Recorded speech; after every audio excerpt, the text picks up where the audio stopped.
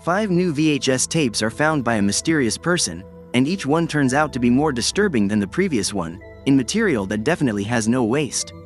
This story begins with a message telling us that a Reddit editor swore on his dear mother that he had bought some VHS tapes that seemed to be far from normal. The guy took it upon himself to digitize them for a man named Jay Cheel, who is responsible for making the documentary that will compile all the VHS tapes, which we are about to watch. The first one is called Storit. In it, we meet a group of people who form a special team that they themselves have named Warden or Guardian. Although all of them wear body cams on their chests, the main camera and the one we will be following is the one carried by the rookie, a guy with the last name Segura. It turns out that this group was investigating the cases of 17 missing babies, all of them within a span of 3 months, and for some reason, it is believed that they are all connected. Fortunately, the group leader has received a very revealing tip from an informant, stating that a strange man was seen with a baby in a house far from the city. Now, the main task is to go to that house and verify if this information is relevant. Thus, the group arms themselves to the teeth and proceeds to embark on their adventure, marking this moment in which we find out that the baby of one of the group's members, whom they call E.T., was also among these cases. So, for him, this matter is something more personal. After a couple of hours of travel, the group arrives at the house, finding a guy watching the outside, holding a chainsaw, which informs us that they are not very friendly. Despite this, the team slowly gets out, and as soon as they set foot on the site, chaos breaks loose. After a few minutes of battle, the team finds a hole in the roof of the house, along with some kind of meteor with an opening in the middle, which indicates that something came out of there. Continuing their investigation, the team finds stairs leading to the attic of the place, but since it is blocked, they are forced to go down to retrieve that chainsaw, discovering that these creatures can reanimate. After another short battle and almost getting roasted, the team manages to break through to the stairs, and this is the moment of revelation. They come across dozens of cribs with the supposed missing babies that don't look as they should. And the worst part comes when, as they walk to the far end of the site, they encounter this monster that looks like an alien.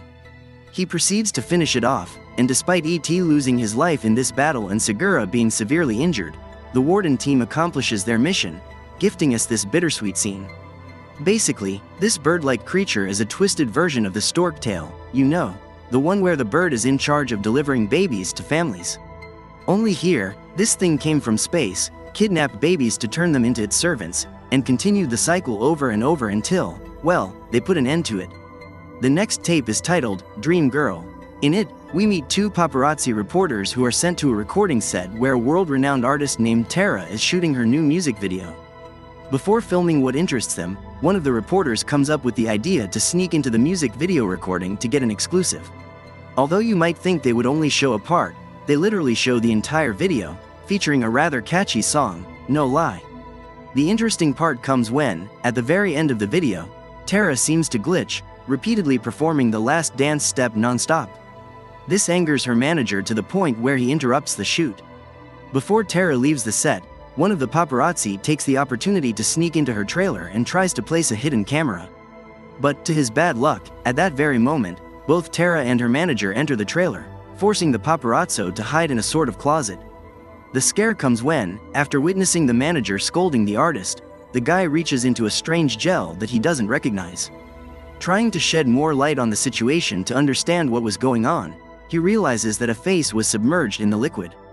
Instinctively, he rushes out, ending up face to face with the girl. Having been discovered, the guy tries to leave, but when he sees that the girl looks extremely sad, he asks her if she is okay, advising her to fire her manager since she is the important one there. She is the person everyone wants to be. She is almost a goddess.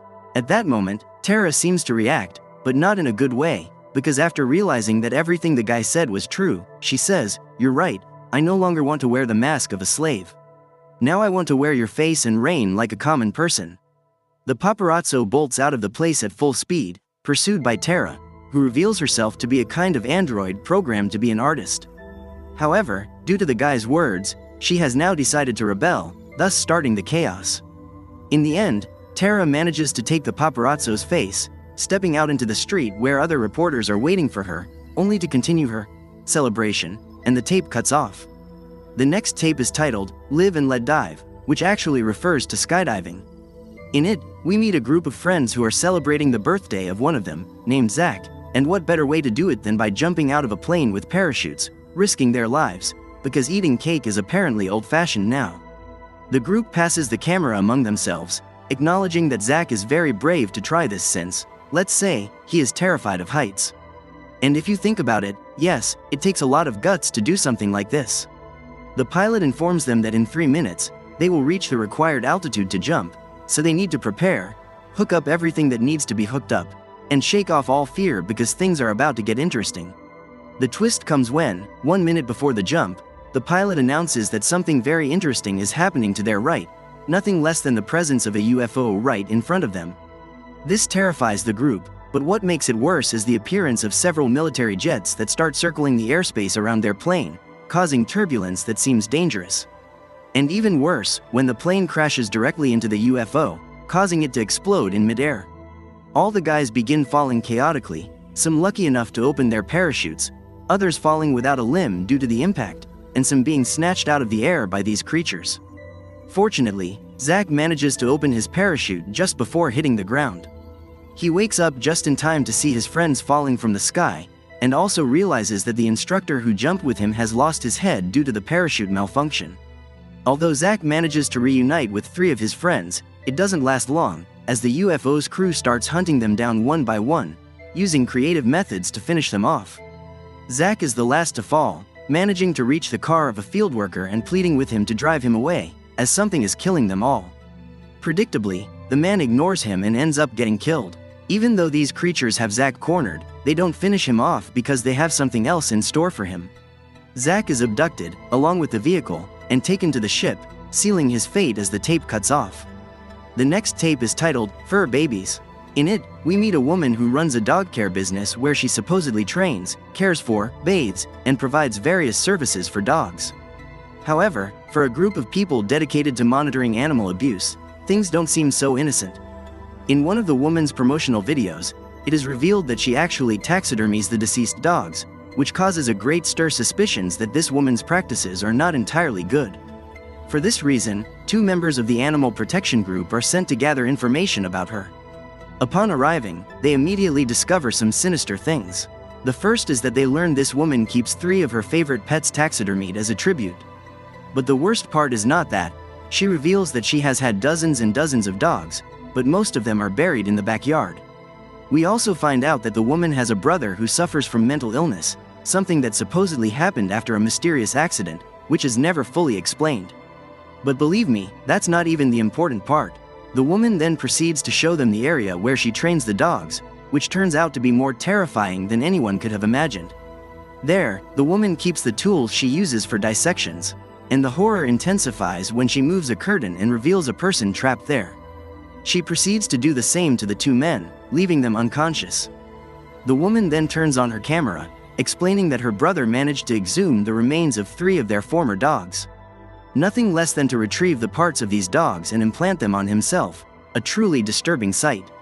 After the rest of the animal protection team fails to locate their friends for several days, they decide to check things out for themselves. They break down the door, following the screams of their friend to the basement, where the woman presents them with 2 of her horrifying creations, humans who now behave like dogs. These creatures end up killing the team members, and to top it all off, they even murder a delivery guy who had arrived to drop off some packages. The next tape is titled, Stowaway. In it, Haley, a woman who seems to have abandoned her husband and child, is investigating possible extraterrestrial encounters in the Mojave Desert. She interviews locals who claim to have seen strange lights. One night, she observes a light falling from the sky and sets out to investigate, eventually discovering a spaceship. Inside, as she explores, she accidentally cuts herself, and small nanites emerge to heal her. However, she soon realizes these nanites cause minor mutations, as the ship is storing other animals in stasis and copying their DNA. After hiding from an alien, Haley understands there's no way out. The nanites heal her again after she's injured by the ship's sudden acceleration to light speed, but with each cycle of injury and healing, her body undergoes increasing mutations. In the final tape, which ties the story together, an alien visits a homeowner and inserts a huge probe down his throat. After this encounter, the man vanishes from the face of the earth, leading to the conclusion that he was abducted by these beings. And thus, the story ends. Evil has triumphed once again. So that's the end of our movie. If you've come this far, make sure to give a thumbs up and subscribe my channel. See you later.